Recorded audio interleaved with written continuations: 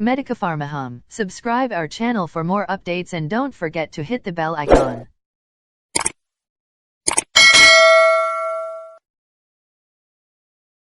आज हम लोग ब्लड के फंक्शंस के बारे में पढ़ेंगे।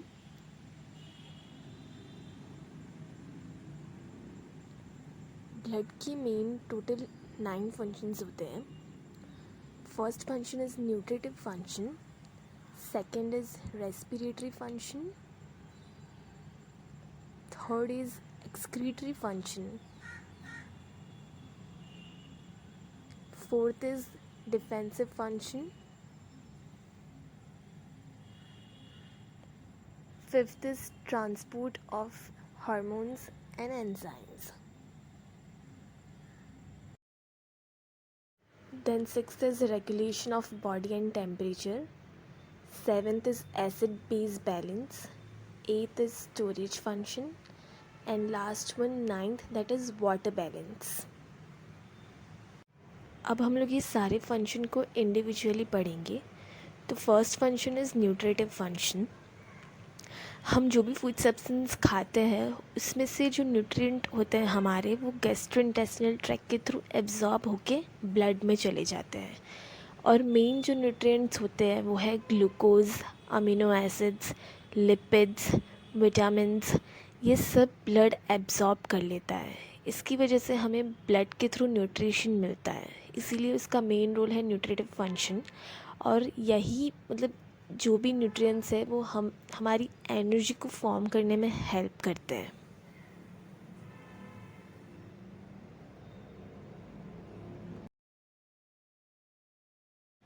अब हमारा नेक्स्ट फंक्शन है रेस्पिरेटरी फंक्शन। एल्वियोलाई और ब्लड कैपिलरी एक दूसरे के अटैचमेंट में रहती है। जैसे ही हम ऑक्सीजन इनटेक करते हैं वो एल्वियोलाई के थ्रू ब्लड कैपिलरीज में ट्रांसपोर्ट हो जाता है और ब्लड के अंदर एंटर कर जाता है। और जो ब्लड के अंदर CO2 होता है वो ब्लड कैपिलरी के थ्रू एल्वियोलाइज में एंटर कर जाता है।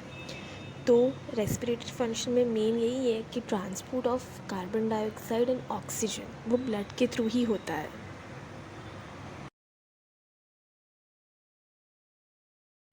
नेक्स्ट फंक्शन है एक्सक्रीटरी फंक्शन।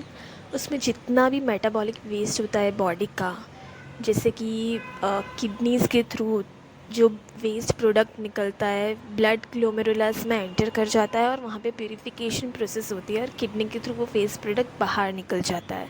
स्किन में से बाहर निकलता है, जैसे स्किन की कैपिलरीज़ में ब्लड होता है और उससे वेस्ट प्रोडक्ट जैसे कि पर्सपिरेशन है तो वो हमारा वेस्ट प्रोडक्ट है, तो वो वहाँ से बाहर निकल जाता है।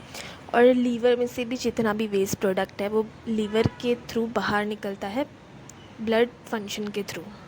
नेक्स्ट फंक्शन है transport of hormones and enzymes.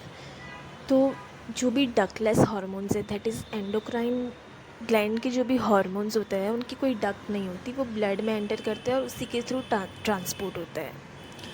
जो मेन एंडोक्राइन सिस्टम के ग्लैंड्स है वो है pineal gland, hypothalamus, thyroid gland. उनकी कोई डक्ट नहीं होती, इसीलिए वो ब्लड में एंटर करते हैं और वहीं पे फ्लो करते हैं। नेक्स्ट फंक्शन है वाटर बैलेंस।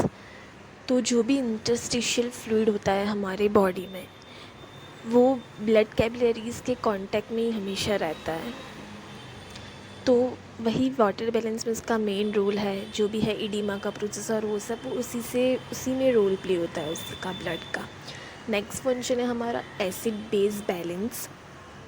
तो जो भी प्लाज्मा प्रोटीन्स है, हीमोग्लोबिन है, वो सब कैसे एक्ट करते, तो they act as a buffer मतलब कि ब्लड के pH को बैलेंस करना, इसीलिए वो एसिड बेस बैलेंस में मेन रोल प्ले करता है। देन आता है बॉडी टेम्परेचर बैलेंस। तो जो ब्लड की स्पेसिफिक हीट होती है वो बहुत ज़्यादा हाई होती है, इसकी वजह से वो मेन थर्मोरेगुलेटरी बैलेंस में रोल प्ले करता है। इसकी वजह से हमारा जो बॉडी टेम्परेचर होता है बॉडी का वो हमेशा ब्लड के थ्रू बैलेंस रहता है। तो ये सब है ब्लड के फंक्शंस।